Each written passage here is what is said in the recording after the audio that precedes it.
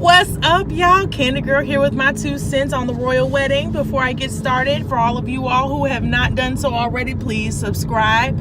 I'm a baby YouTuber, and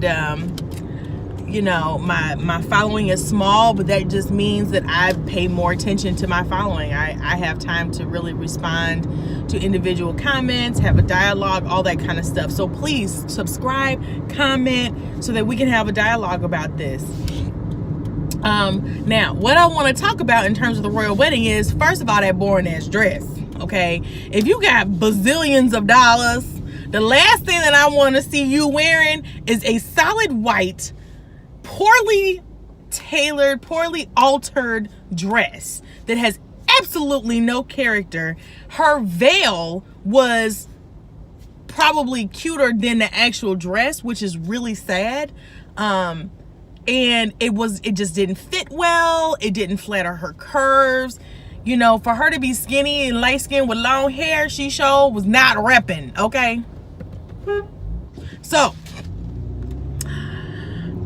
I wasn't really feeling the dress.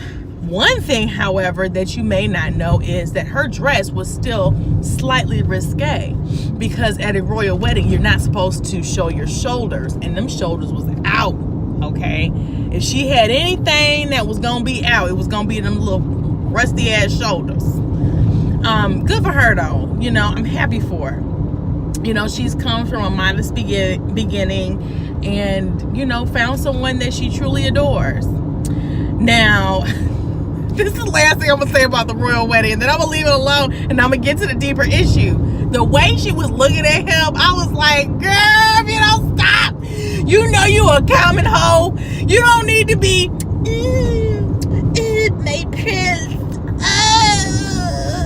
You know, she was just batting them eyes and looking at him like, I'm 5.5 years old and I'm a pretty virgin and I'm so innocent and I love you.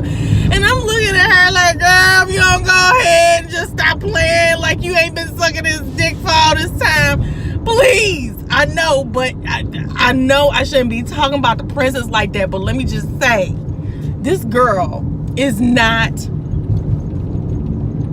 a virgin. First of all, she's divorced, and then second of all, she know what she doing. I think she's an actress. I know she's an actress, but I think she's an actress that was playing a part in that wedding. She wanted to come off as the sweet, doting wife that is innocent and will uphold the kingdom values and everything. You know, this was a worldwide broadcast of a wedding. She had to play this part.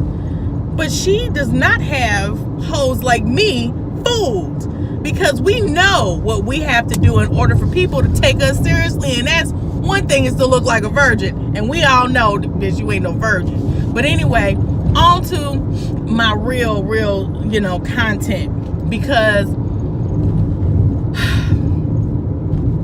I got married very quickly into my relationship, so who am I to talk, okay? But girl, you didn't know your man was racist? Like, how do you marry a racist and you biracial? I'm not even gonna say she black, okay? I'm gonna say she biracial, because she's just as much black as she is white. But you have African and Caribbean descent. Why in the world would you marry somebody who parties in a Nazi soldier uniform as his costume? And then on top of that, he goes around dancing with people in blackface and KKK outfits, and he thinks that that's okay. I don't care if you was 15 years old while you was doing that. Something is not right with that situation, and I'm not feeling it. I wouldn't be trying to, my black ass would not be marrying no swastika wearing man. I just wouldn't do it. And so I'm looking at her like, did you not know that your man was racist? And if you did know, then really, what is your explanation? Because we, the black people, need to know. And then also, is there some alternate scheme that you got going on? Because you know, sometimes people want to get them a nice little count, you know, and stay with them, have their babies, and then turn around and be rich And you know, you might not like him all that much. Y'all might not be doing too well, but you know what? You stay in the East Wing, I stay in the West Wing, and we'll be winging it together. You know what I'm saying? So I don't really know if, you know, she knows everything about him. And if she does know that about him, you know, what explanation did he really give her?